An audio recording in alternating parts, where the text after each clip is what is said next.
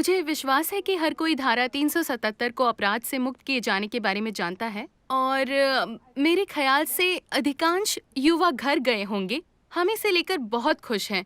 हमने अपने माता पिता और पुरानी पीढ़ी से इस बारे में बात की। जब हम अपनी पुरानी पीढ़ी से इस तरह की कोई चर्चा करते हैं तो वे कहते हैं हम वैसे तुम्हारे साथ कोई बहस नहीं करेंगे या अपना नजरिया तुम पर नहीं ला देंगे, मगर हमारे धर्म में इसे स्वीकार नहीं किया जाता।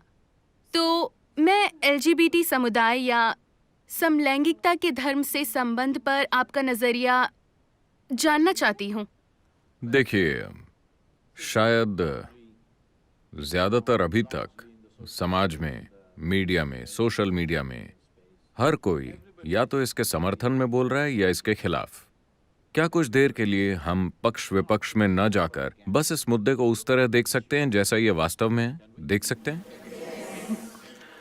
मुझे देखिए, मैं इन चीजों से शर्माता नहीं हूं, ये बात साफ होनी चाहिए।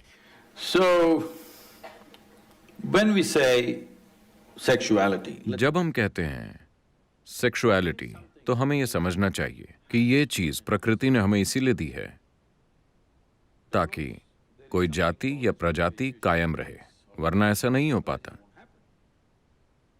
हाँ, हम इंसानों के पास शरीर से अधिक दिमाग है या होना चाहिए, इसलिए हमने एक तरह से प्रजनन के हिस्से को खत्म कर दिया और सिर्फ उसके सुख वाले हिस्से को इस्तेमाल कर रहे हैं। ठीक है, अभी दुनिया में काफी हद तक यही सेक्सुअलिटी है, मगर दरअसल ये सुख भी सेक्सुअलिटी की प्रक्रिया में इसलिए आया है क्योंकि वरना अगर इसमें सुख नहीं होता तो शायद आप और मैं पैदा ही नहीं हुए होते। अगर इसमें कोई सुख नहीं होता तो शायद हमारे माता पिता इसमें नहीं पढ़ते। all attached. आया ना?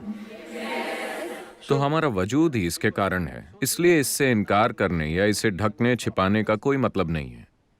मगर किसी की एक खास तरह की सेक्सुअल पसंद है जिसका प्रजनन की प्रक्रिया से कोई संबंध नहीं है, ये उनका निजी चुनाव है, क्योंकि हर व्यक्ति को अपने शरीर के साथ जो वो चाहे वो करने का हक है, क्योंकि वो उनका शरीर है। लेकिन अगर वो कोई नुकसानदायक चीज है, जैसे आप अपनी नाक काट रहे हो या कुछ और काट रहे हो, तो शायद हम आपको रोकने की कोशिश करेंगे। लेकिन अगर आप उस तरह से खुद को नुकसान नहीं पहुंचा रहे तो ये आपका मसला है, जब तक कि आप निजी रूप से कुछ करते हैं। अभी सुप्रीम कोर्ट का निर्णय यही है कि एक व्यक्ति निजी तौर पर क्या करता है इससे किसी और को कोई लेना देना नहीं है। सरकार को लोगों के बेडरूम में नहीं घुसना चाहिए, यही कानून है। ठीक है? Now, coming to this religious resistance, अब धार्मिक विरोध पर आते हैं। इसमें कुछ भी धार्मिक नहीं है। हमें उनके खिलाफ भेदभाव करने की जरूरत नहीं है, उन्हें तंग करने की जरूरत नहीं है, उन्हें जेल में डालने की जरूरत नहीं है, मगर साथ ही इसका प्रचार करने की भी जरूरत नहीं है। तो जब आपके माता पिता कुछ कहते हैं, वो अपने धर्म का हवाला दे सकते हैं क्योंकि उन्हें लगता है कि वो एक सत्ता है। आप उसमें से सत्ता निकाल दीजिए, बस शब्दों को सुनिए। अगर बात जचती है तो वैसा कीजिए, अगर बात नहीं जचती तो विनम्रता से उन्हें कहिए कि मेरे साथ ऐसा नहीं है।